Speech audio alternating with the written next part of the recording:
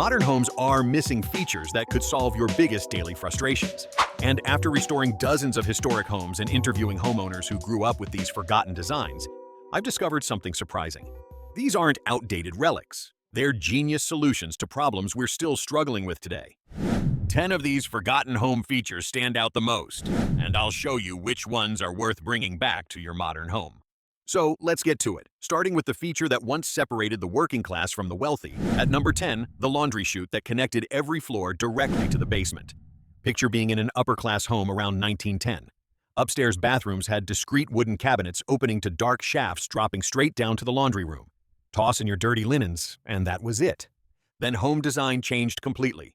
Safety codes tightened after a devastating hospital fire in 1961 traced back to smoldering material in a laundry chute.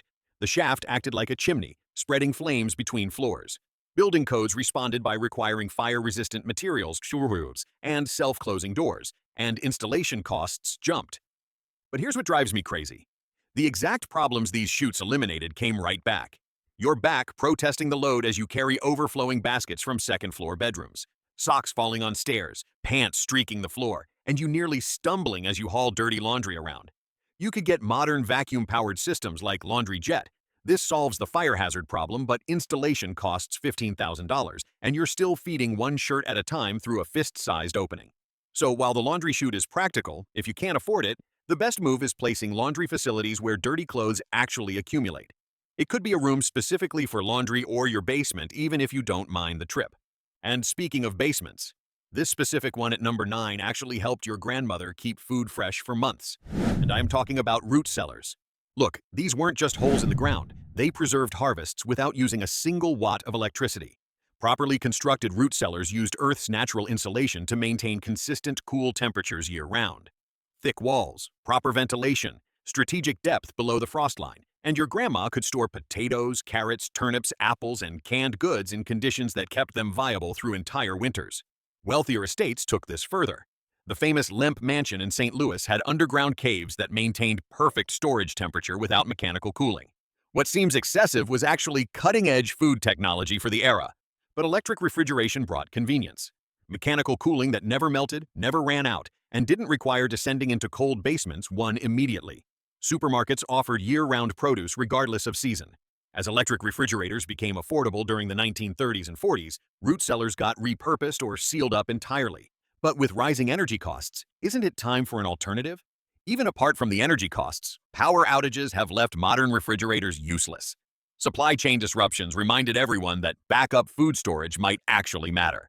So if you're thinking of reducing your dependency on electricity and the big store supply chains, there's good news. Modern root cellars are gaining attention fast. They combine old principles with new materials. Waterproof concrete instead of stone. Ventilation systems that prevent moisture buildup. Some designs integrate into garage foundations or beneath outdoor patios. Even buried shipping containers modified with proper ventilation serve the function. And now from underground storage, we move to number 8, which brings us to the era of furniture-installed houses. Walk through homes built before 1950, and you'll notice something different. Dining rooms had built-in china cabinets with glass doors. Breakfast nooks included permanent benches. Bedrooms featured window seats with storage underneath. Hallways had built-in telephone niches. Kitchen pantries had permanent shelving. Even ironing boards folded out from hallway walls. Here's what people don't realize about those old houses. They represented a completely different philosophy. Houses were meant to be finished and complete. Custom cabinetry created by craftsmen who built the house meant everything fit perfectly. Spaces felt cohesive rather than assembled. Then came post-war construction that prioritized speed and cost. Developers realized they could build faster and cheaper without custom millwork. Homes became shells where owners added furniture based on personal preference. Built-ins felt old-fashioned and limiting. But it wasn't just the developers. The people living in those houses also moved frequently, and this made permanent features feel restrictive. Why install expensive built-ins if you're selling in 7 years? But something is changing in the construction and renovation space. Built-in window seats are coming back strong. Custom mudroom cubbies, which I'll elaborate on later. Bedroom benches with USB charging. Breakfast nook seating integrated into islands. Smart implementation requires thinking long-term. Built-ins work best where function stays consistent. The key is distinguishing between personalizing and improving. Is this bringing memories? And have you gotten some ideas of what you should bring back into your home? Hit that subscribe button and stick around because the next features are game changers. Just look at number 7. It helped your grandma prioritize her health in ways you can't even imagine. Now, let's talk about sleeping porches designed specifically for overnight fresh air exposure. These occupied upper floors with screens on 3 sides and beds arranged to maximize airflow. Families would migrate to these spaces from late spring through early fall, sleeping under open sky while protected from insects. The appeal was obvious. Fresh air helps prevent diseases, especially respiratory illnesses. It dilutes and removes airborne germs, reducing their concentration indoors where viruses build up more easily. But central air conditioning made them unnecessary. You could sleep comfortably in sealed bedrooms year-round. Sleeping porches got enclosed and converted into standard bedrooms. However, post-pandemic awareness about indoor air quality has brought them back. Plus, mental health research has revealed that exposure to natural light and air patterns actually matters for well-being. Now people have gotten creative with sleeping porches in their homes. They include retractable screens, ceiling fans, and outdoor-rated heating elements for extending the season. Also, it has become more than just a sleeping porch. You could use it as a summer sleeping area. Reading room, meditation spot. The major thing is to have regular access to outdoor air during rest. Now let's move to a feature that's actually making the strongest comeback of everything on this list. Number 6. Mudrooms. Mudrooms originated in old homes where people came inside covered in actual mud. They were dedicated transition spaces with hooks, benches, and wash basins to help your grandmother strip off dirt before entering clean living areas. However, with modern open floor plans, mudrooms felt unnecessary. But they are back now because of modernity. How ironic. The pandemic reminded everyone that contamination transition zones actually matter. But it's not just that. Remote work means constant package deliveries. Active families with sports gear need organized storage. Winter climates require space for bulky outerwear.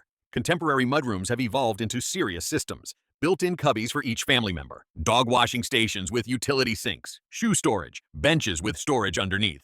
Everything designed around modern family traffic patterns. And while we're discussing transition spaces, let's examine something even simpler. At number 5, boot scrapers installed permanently beside front steps. Now look, I know a boot scraper sounds ridiculous until you've tracked mud through a freshly cleaned house for the 3rd time this week. These were cast iron fixtures mounted at ground level near the home's entrance, and they solved a problem that hasn't gone anywhere. Garden work, hiking trails, wet weather, your shoes still get filthy. And here's what's interesting. They came back, just not in the way you'd expect. Modern boot scrapers are now the stiff, bristled mats near entries and dedicated outdoor shoe racks. We just stopped mounting them to the ground and started calling them something else. From entryway solutions to walls that hide delivery systems most people never knew existed. Number 4. Small iron doors leading to basement coal chutes. I see these all the time in old houses, and homeowners have no idea what they're looking at. Through the 1940s, coal-powered furnaces, delivery trucks traveled neighborhoods with workers who'd shovel coal directly through these chutes into basement storage. You never had to carry heavy fuel through your house. Pretty smart when you think about it. Then natural gas changed everything overnight. Furnaces converted to gas, and these chutes became completely pointless. What you see now are architectural fossils sealed up and painted over. Most people don't even notice them anymore. Speaking of delivery systems your grandparents relied on, let's talk about number 3, ice doors. Before electric refrigerators, homes had insulated boxes called ice boxes. Heavy blocks of ice kept the interior cold enough to preserve perishables for several days. When the ice melted, you needed new blocks immediately. So homeowners created small exterior doors, usually located in kitchen or pantry walls. The iceman would arrive on schedule, open the exterior door, and slide fresh ice blocks directly into the icebox. No unlocking doors, no interaction required. The system just worked. Electric refrigeration made ice delivery obsolete. The convenience of mechanical cooling that never melted, never ran out, and didn't require coordination with delivery schedules won immediately. As electric refrigerators became affordable during the 1930s and 40s, ice delivery businesses collapsed, and those small access doors lost their purpose within a single generation. Today we're seeing elements of this return digitally. Smart lock boxes let delivery drivers place packages inside while you're away. Refrigerated delivery boxes on porches accept grocery orders that need temperature control. Some newer homes include dedicated delivery vestibules with both exterior and interior access points. We're essentially reinventing dedicated delivery infrastructure our grandmothers took for granted. The irony is clear. We eliminated these features assuming they were outdated, then spent decades trying to solve delivery security problems those original designs already addressed. And now that we have solved it, we act like it's something brand new when it really isn't. It's just the past making a comeback. And speaking of comebacks, number 2, push-button light switches are making a stylish comeback. These weren't basic toggles. Push-button switches required pressing one button to turn lights on and another to turn them off. They made satisfying clicking sounds and often featured brass or porcelain construction that felt substantial in ways modern plastic switches don't match. They appeared in mid-19th century homes and remained popular through the early 20th century. Part of the appeal was aesthetic. They looked intentional and crafted rather than merely functional. The visible mechanical quality gave them character that disappeared with later designs. Toggle switches won because they were cheaper. Period. Single-action switches meant less complex internal mechanisms. Manufacturing costs dropped significantly. Installation became easier and faster for electricians. The functional advantage of toggles overwhelmed any aesthetic preference, and they became the default standard across new construction. But watch what's happening in design-conscious renovations and upscale new construction. Push-button switches are returning as deliberate style statements. European homes never abandoned them, so they remained standard in many countries throughout the transition period. Now American homeowners are rediscovering the visual appeal and satisfying tactile experience these switches provide. Modern versions improve on historical designs while maintaining their character. Contemporary materials and LED compatibility. Finishes that match current aesthetic preferences from matte black to brushed brass. Some incorporate dimming functions or smart home connectivity while maintaining the push-button interface that makes them distinctive. This represents an interesting design philosophy. Sometimes older solutions weren't inferior, they were just more expensive to manufacture. When costs matter less than quality and aesthetics, those original designs gain new appeal and relevance. And now for number 1, the feature that solved a problem every apartment dweller complains about constantly.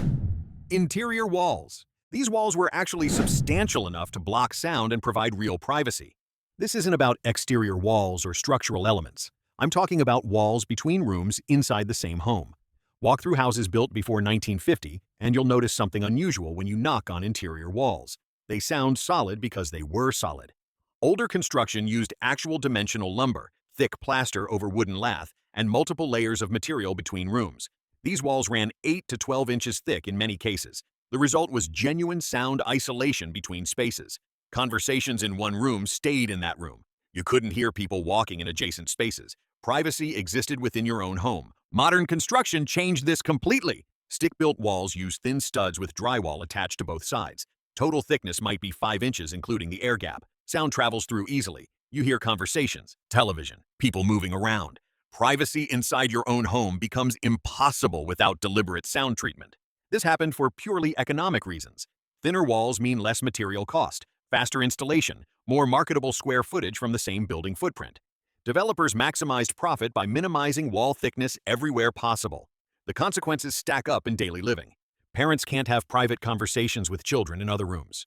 Teenagers have no acoustic privacy. Home offices let everyone hear your video calls. Bathroom sounds carry throughout the house. The lack of sound barriers creates constant awareness of other people's activities. You know what drives me crazy?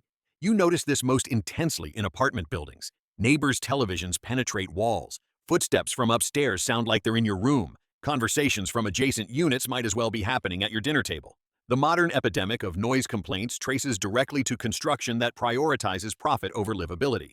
The solution requires going backward to move forward. Acoustic insulation helps but doesn't replicate mass. Some renovations add additional drywall layers with sound dampening compound. New construction focused on quality uses staggered studs, dense insulation, and thicker wall assemblies.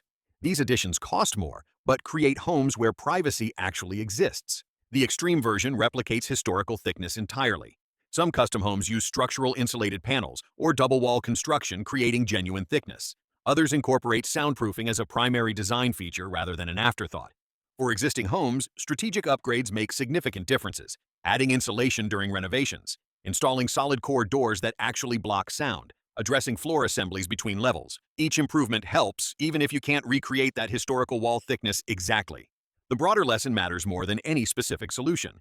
We allowed construction quality to decline in ways that fundamentally diminished how homes function. Thin walls were sold as modern efficiency when they actually represent cost-cutting that makes daily living worse. Your grandmother lived in homes where she could have private conversations, where bathroom sounds didn't broadcast, where each room provided genuine acoustic separation. We've normalized living without these things by pretending they weren't important. They were important. They are important. And remembering why these features existed helps us understand what modern construction should prioritize. So, which of these design features makes you think of your grandma the most? Also, which one would help you solve the design problems you have right now? Drop your thoughts in the comments. The good news is that if you want to make changes, you don't have to make complete renovations. Thanks for watching, and I'll see you in the next one.